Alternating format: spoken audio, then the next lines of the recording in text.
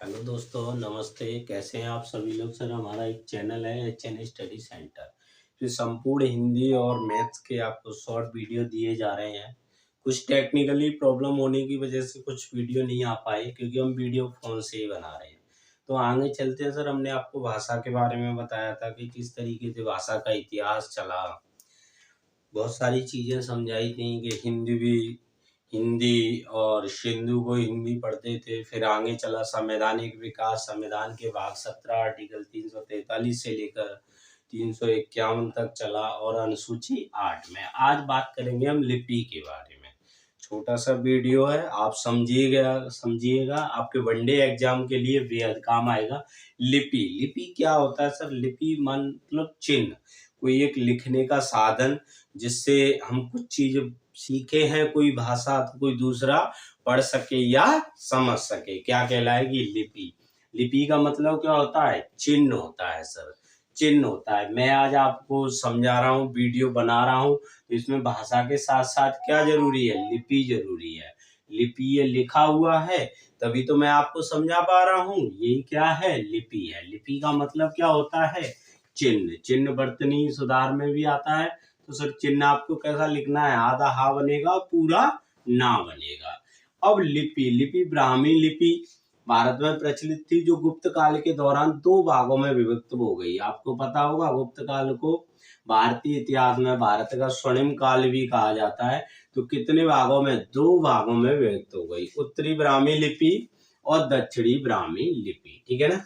इसे गुप्त लिपि भी कहते थे। तो सर इधर देखिएगा, दक्षिणी ब्राह्मी लिपि को हमने तमिल, तेलुगु, कन्नड़, मलयालम, ये जो भाषाएं थी, तमिल, तेलुगु, कन्नड़, मलयालम, जो कि हमारी चार भाषाओं, इनमें इनमें कौन सी लिपि प्रचलित हुई? ब्राह्मी लिपि। ये भाषाएं किस किस भाषा में भी है सर? हमने आपको 6 भाषाएं कराई होंगी, शास्त्रीय भाषाएं। तो उनमें ये 6 भाषाएं हैं। कितने, कौन कौन सी? तमिल, तेलुगु, कन्नड़ और मलयालम। 6 की 6 भाषाएं दी हुई हैं, उनमें से 4 ये किस लिपि में लिखी गई? दक्षिणी ब्राह्मी लिपि में। अब उत्तरी ब्राह्मी लिपि, कौन सी लिपि सर? उत्तरी ब्राह्मी लिपि। ठीक है ना? या गुप्त लिपि। इसको दो भागों में बांटा गया, नागरी लिपि और शारदा लिपि। शारदा लिपि आपकी सर कश्मीरी और गुरुमुखी पंजाबी। आपने सुना हो, कश्मीर में कौन सी भाषा बोली जाती है? कश्मीरी और गुरुमुखी पंजाबी। इन भाषाओं को लिखने में हम शारदा लिपि का इस्तेमाल किया गया। ठीक है ना सर? अब नागरी लिपि को भी हमने दो भागों में बांटा, पूर्वी नागरी और पश्चिमी नागरी। पूर्वी नागरी में सर बांग्ला, उड़िया, असमिया। बांग्ला, उड़िया और असमिया ये भाषाएं थी, ये किस में लिखी गई? पूर्वी नागरी में। और पश्चिमी नागरी में सर पश्चिमी नागरी या देवनागरी लिपि, किस कौन सी भाषा? संस्कृत भाषा की थी। तो ये किस किस भाषा में सर? देखिएगा, पश्चिमी हिंदी, राजस्थानी, गुजराती, मराठी, नेपाली, पूर्वी हिंदी, बिहारी और पहाड़ी हिंदी आदि भाषाओं में पश्चिमी नागरी या देवनागरी लिपि में लिखी जाने लगी। ठीक है ना सर? अब देखिएगा, देवनागरी लिपि का नामकरण, यानी कि इसका नामकरण देवनागरी क्यों पड़ा? क्या सर? नामकरण। अब देखिएगा सर, गुजरात के ब्राह्मणों के कारण, जो गुजरात में ब्राह्मण थे, उन्होंने इसका प्रयोग किया, तो इसका नाम क्या पड़ा? देवनागरी लिपि पड़ा। या नागर शैली मंदिरों में प्रचलित होने के कारण, मंदिरों में कौन होते हैं भाई?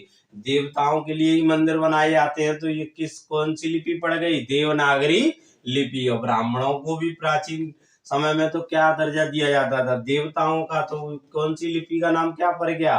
देवनागरी लिपि। दूसरा कारण सर, नगर या शहर में प्रचलित होने के कारण या नागा राजाओं द्वारा संरक्षण प्राप्त किया गया। इस लिपि को नागा जो राजा थे, उन्होंने संरक्षण प्रदान किया, तो इसे क्या कहने लगे हम? देवनागरी लिपि। ये सबसे इंपोर्टेंट है। अगला वाला, प्राचीन समय में चंद्रगुप्त मौर्य जानते होंगे, मौर्य साम्राज्य के संस्थापक चंद्रगुप्त मौर्य, और उसकी राजधानी पाटलिपुत्र में प्रचलित होने के कारण, मौर्यों की राजधानी कहाँ थी? पाटलिपुत्र में। कहाँ थी सर? पाटलिपुत्र में। ठीक है ना सर? यहाँ प्रचलित थी। तो इसका नाम क्या पड़ गया, देवनागरी लिपि। ठीक है ना सर।